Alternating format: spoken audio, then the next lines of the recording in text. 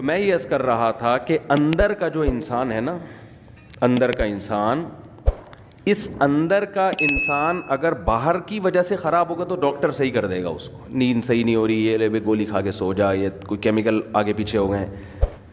لیکن اگر اس کی باہر کی وجہ سے نہیں ہے، یہ اندر ہی کا فالٹ ہے، تو یہ نفسیاتی ڈاکٹروں کا کام نہیں ہے. یہ کس کا کام ہے؟ پیغمبروں کا. اور جو پیغمبروں کے جانے کے بعد جو پیغمبروں کے وارث ہیں، جو پیغمبروں کو فالو کرتے ہیں، وہ صرف علماء ہیں، اس کے علاوہ کوئی بھی نہیں ہے. وہ عالم جو باعمل ہو، وہ عالم جس کے پاس صحیح علم ہو، اس کے علاوہ اندر کے انسان کو ٹھیک کرنا کسی کے بس میں نہیں ہے. اور ایسے عالم جو باعمل بھی ہوں اور علم بھی ہو اور تجربہ بھی ہو، ان کو بزرگ کہا جاتا ہے ہماری اصطلاح میں. سمجھ میں نہیں آتی بات؟ تو ہم یوں بھی کہہ سکتے ہیں کہ اندر کا آدمی بزرگوں کی بغیر ٹھیک نہیں ہو سکتا. ہاں، بزرگ کی پھر دو قسمیں، سچی مچی کے اور جھوٹی موٹی کے. تو وہ تو ہر چیز کی دو قسمیں، ہر چیز کی کتنی قسمیں ہیں بھائی؟ ہر جگہ ایک نمبر بھی ہوتے ہیں، دو نمبر بھی ہوتے ہیں. بادام خالص بھی ملیں گے، دو نمبر بھی ملیں گے آپ کو. چینی ایک نمبر بھی، اور آپ کہہ سکتے ہیں دو نمبر چینی کہاں سے ہوگی؟ وہ جو پہلے جنرل مشرف کے دور میں یوٹیلیٹی اسٹور سے سستی چینی ملتی تھی، وہ دو نمبر ملتی تھی، ٹھیک ہے نا. وہ ڈبل ڈلتی تھی، جتنی مہنگی چینی آدھی ڈلتی تھی. تو وہ اس طرح گورنمنٹ نے گھسیٹ دیا لوگوں کو. ارے پتی ایک دفعہ کوئی لے کر آ گیا ہمارے گھر میں، سستی ہے، بہت بہت سستی، آدھے ریٹ پہ. اتنی سستی پتی فلاں جگہ سے مل رہی ہے. تو جو وہ سستی پتی مل رہی ہوتی ہے نا، اس کے 2 چمچے ڈلتے ہیں، اور مہنگی والی کے 1 چمچہ ڈلتا ہے. اور وہ 2 چمچے ڈل کے بھی وہ ذائقہ نہیں آتا اس کا. سمجھ رہے ہو؟ تو یہ گورنمنٹ جب سستائی کرتی ہے نا، تو یہ سیٹنگ ہو جاتی ہے حکومت کی. نہیں آ رہی سمجھ میں؟ تو ہر چیز میں جب 2 چیزیں ہوتی ہیں، 1 نمبر بھی اور موبائل 1 نمبر 2 نمبر ہوتے ہیں کہ نہیں ہوتے؟ تو یہ کہنا کہ سارے بزرگ ہی غلط ہوتے ہیں. اب بعض لوگ کہتے ہیں ان لوگ کے بزرگ غلط ہیں، تو اپنے والے لے آؤ، تمہارے بزرگ مارکیٹ میں ہے ہی نہیں. ٹھیک ہے نا بھائی، آپ لے آؤ نا کوئی بزرگ. تو بزرگوں کے بغیر تو اندر کا آدمی ٹھیک ہوگا نہیں، یہ تو ممکن نہیں ہے. بزرگ کا مطلب ہی یہی ہوتا ہے جس کا علم، تجربہ، تقوی، یہ تینوں چیزیں زیادہ ہوں، اور پیغمبر صلی اللہ علیہ وسلم کو فالو کر رہے ہوں. کیونکہ پیغمبر کی اطاعت کے بغیر آپ اندر کے آدمی کو ٹھیک نہیں کر سکتے. خود نہیں ٹھیک ہو سکتا، دوسروں کو کیسے ٹھیک کرے گا؟ یہ اسلام کا دعویٰ ہے، یہ ہوائی باتیں نہیں ہیں. آج لوگ ماہر نفسیات سے اپنے اندر کو ٹھیک کروا رہے ہیں. کچھ باتیں ان کی اچھی ہوتی ہیں، میں یہ نہیں کہہ رہا کہ 100% غلط ہوتے ہیں. وہ جو ان کی ٹھیک باتیں ہوتی ہیں وہ تو اسلام پہلے کر چکا ہے وہ باتیں. لیکن صحیح معنوں میں آدمی اندر سے ٹھیک جبھی ہوگا جب کس کو فالو کرے گا؟ پیغمبروں کو. اور پیغمبر کے دنیا سے جانے کے بعد علماء کو فالو کرے گا، صحیح علماء کو، اہل حق علماء، ورنہ اندر سے ٹھیک ہو ہی نہیں سکتا. میں آپ کو ایک واقعہ بیان کرتا ہوں جس سے آپ کو سمجھ میں آئے گا کہ آج کل ماہر نفسیات، سب نہیں بھائی، سب نہیں ایسے ہوتے. بہت سے ماہر نفسیات نے مذہب بھی پڑھا ہوا ہوتا ہے، اور بہت سے تھوڑی سی کھوپڑی بھی استعمال کر لیتے ہیں. لیکن ہو کیا رہا ہے؟ ایک کیس آیا، ایک خاتون گئی ماہر نفسیات کے پاس. انہوں نے بتایا کہ آپ اپنی دل کی بات بتائیں. انہوں نے کہا کہ میرے میاں ایسے، میرے میاں ویسے، میرے میاں یوں، میرے میاں وہ، جو خواتین کے اپنے میاں کی خرابیاں بیان کی. ماہر نفسیات نے کہا کہ آپ گھنٹہ بات سنی تسلی کے ساتھ. بعض لوگ تو سنتے ہی نہیں ہیں بات کو نا، آپ سنو تو صحیح اگلا کیا رہا ہے. انہوں نے کہا میاں سے علیحدگی لے لو، آپ ٹھیک ہو جاؤ گی. آپ کا فالٹ کیا ہے؟ آپ کا فالٹ کیا ہے؟ میاں. تو میاں سے کیا لے لو؟ علیحدگی لے لو.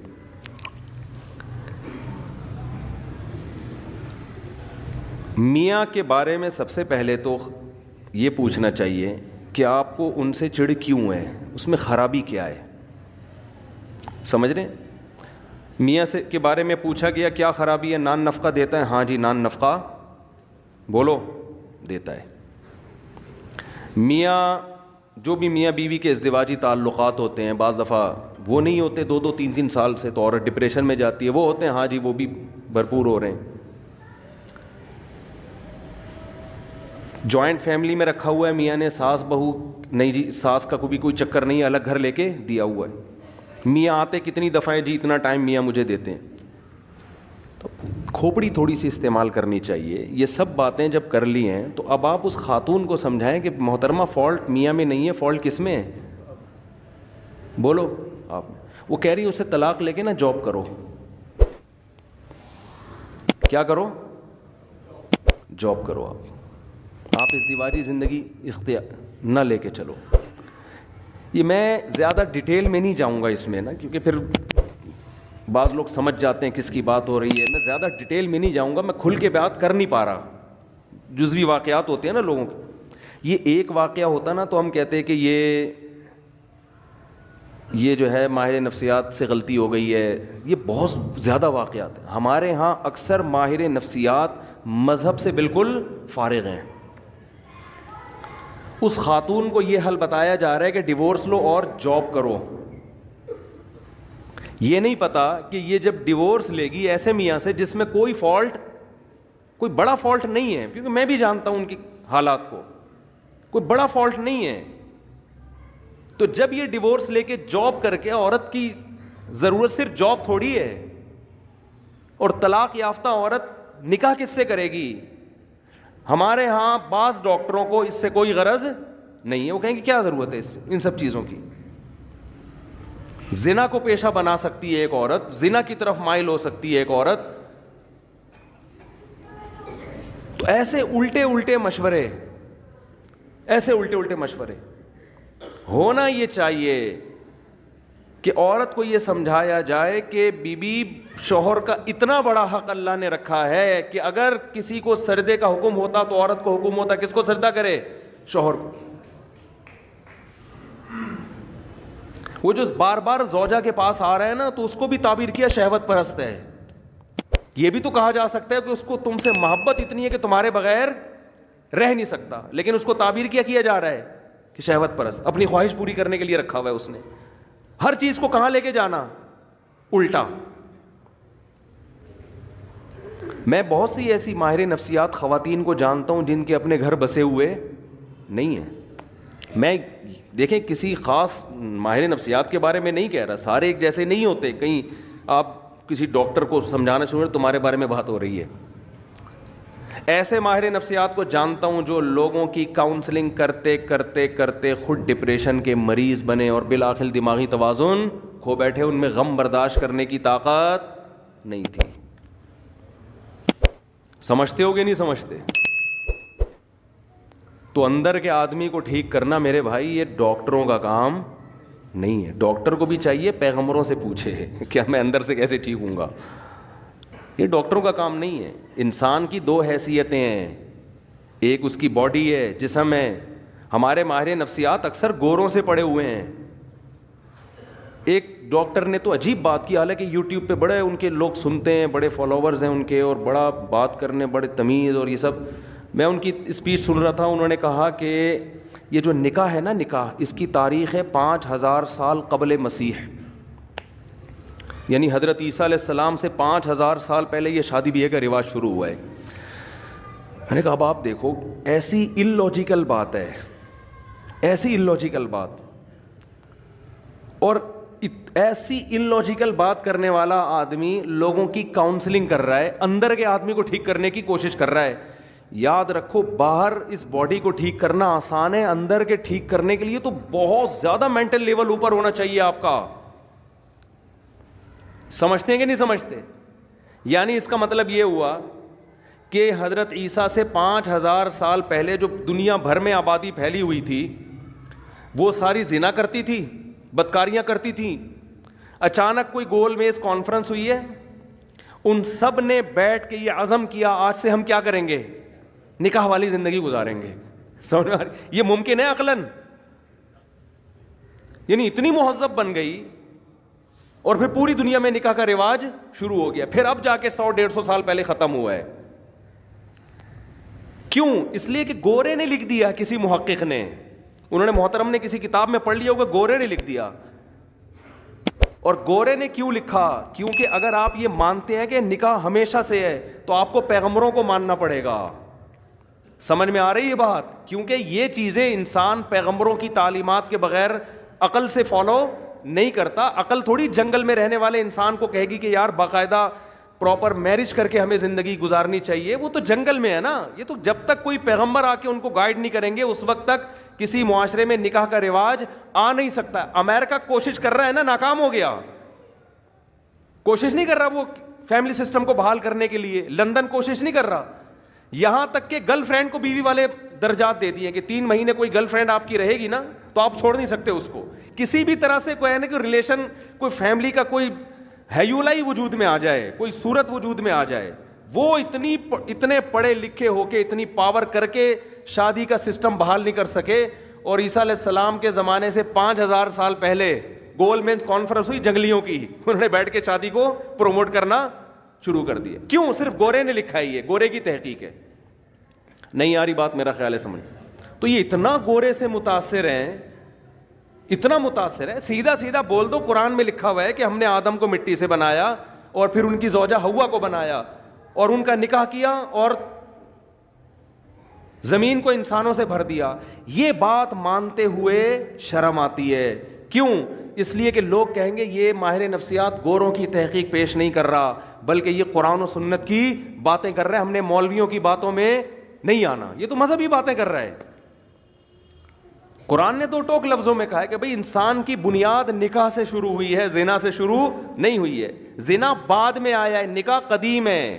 جیسے قرآن کہتا ہے کان الناس امۃ واحدہ, ان سب لوگ ایک توحید والے دین پر تھے. بت پرستی بعد میں آئی ہے, بت پرستی قدیم نہیں ہے.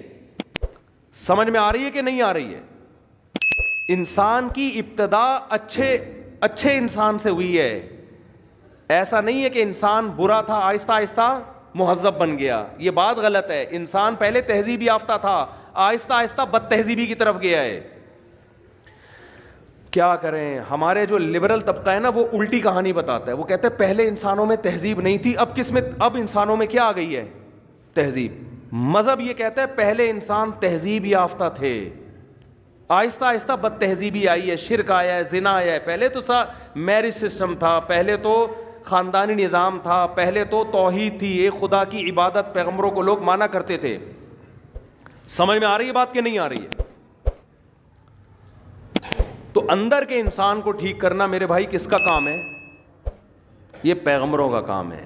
اس میں آپ ڈاکٹروں سے رابطہ نہ کریں, یہ پیغمبر ہی ٹھیک کریں گے.